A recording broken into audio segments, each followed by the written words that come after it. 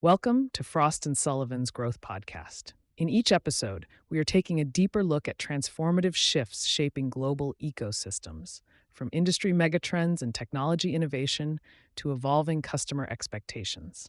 Today, we are exploring the top growth opportunities in the replacement CV axle aftermarket in North America, unpacking where engineering-led suppliers are pulling ahead, where traditional players are losing ground, and what it takes to build a durable, competitive position in one of the automotive aftermarket's most rapidly evolving segments.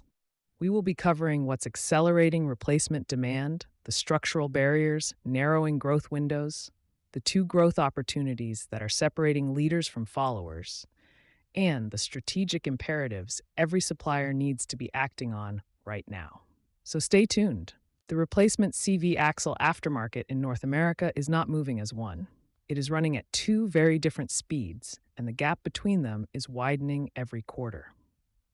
On one side, suppliers investing in engineering-led product development, specifically high-torque EV-compatible axle assemblies, and building out digital distribution capabilities are pulling ahead.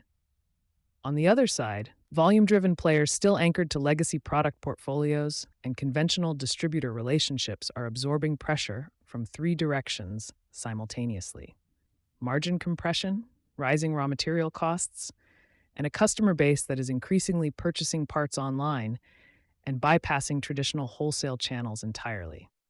What makes this dynamic important is the concentration at the top. The top 5 players in the North American replacement CV axle aftermarket already hold approximately 88% of revenue share. That level of concentration means the window for gaining meaningful ground is narrowing, and the suppliers not moving decisively on electrification readiness and digital distribution today will find that window closing ahead of them.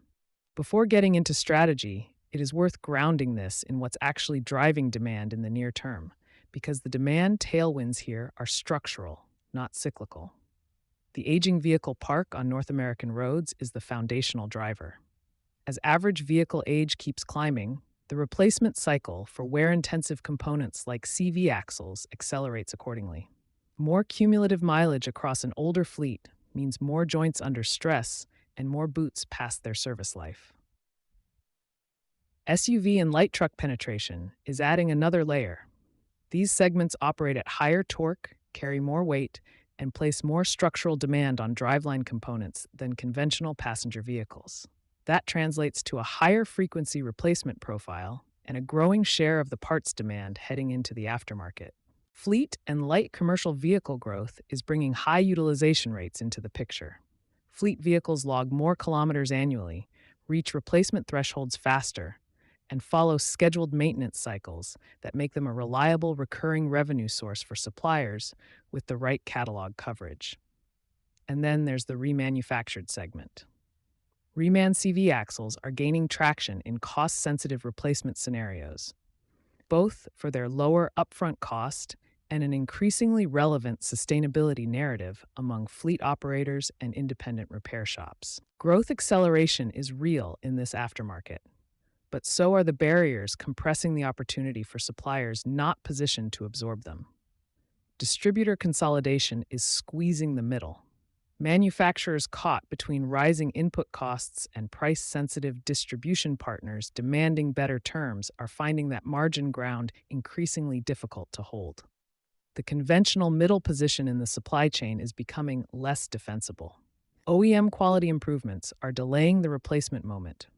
Extended warranty coverage and better first-fit durability are pushing back the point at which newer vehicle cohorts actually need aftermarket CV axle replacement. That does not eliminate demand. It shifts it forward in time and changes the vehicle age profile of the replacement opportunity. Sealed and integrated driveline subsystem modules are also disrupting conventional SKU logic. As more vehicles arrive with sealed assemblies, standalone unit replacements are becoming less common in workshop workflows. Suppliers still organized around traditional part formats are seeing relevance erosion in segments that were previously reliable revenue contributors. And arguably the most consequential barrier, the EV driveline architecture gap. Electric vehicles require CV axle assemblies that are fundamentally different: heavier, built to handle higher torque, engineered with different boot materials suited to the operational characteristics of electric drivetrains. Most existing aftermarket suppliers have limited engineering exposure to these specifications. As early EV cohorts in North America approach replacement age, suppliers without EV-specific product development programs already underway are looking at a growing relevance problem. Out of everything playing out in this aftermarket, two opportunities are clearly emerging as the ones that will separate the next generation of leaders from the rest. The first is high-torque CV axle assemblies for hybrid and electric vehicles. The aftermarket is genuinely undersupplied with EV-specific CV axle SKUs, and that gap is widening as hybrid and electric fleets age toward first replacement.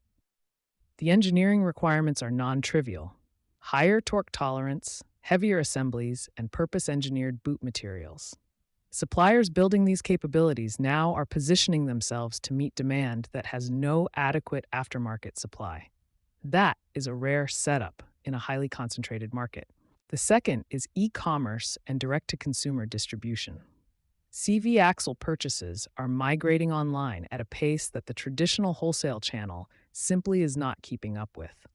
Suppliers that are building clear fitment data, deploying VIN-based lookup tools, and developing optimized regional inventory depth are capturing both the sale and the margin that previously moved through distributor relationships.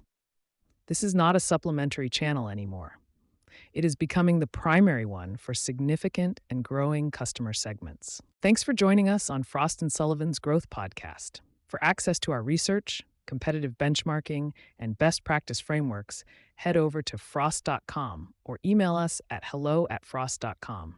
We will be back soon with more to help you stay clear-headed and growth-ready.